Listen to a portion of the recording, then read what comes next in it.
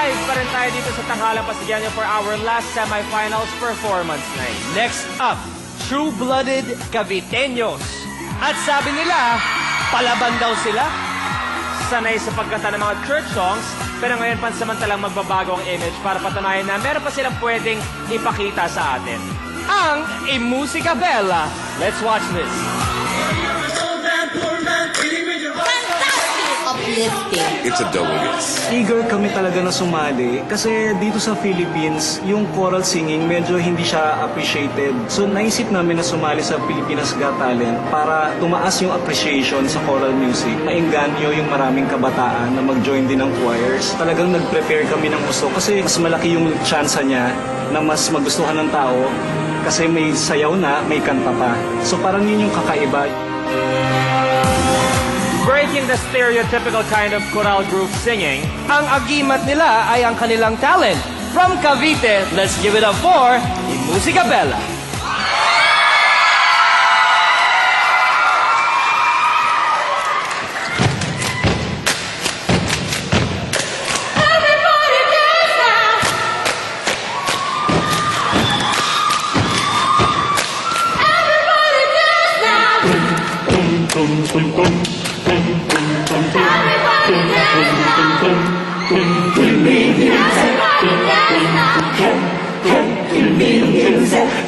Come on, everybody dance, baby. Let the music take control.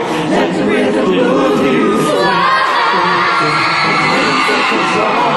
Let the music move you. Everybody, come on, come on. Everybody, come on, come on. Everybody, everybody, everybody dance now.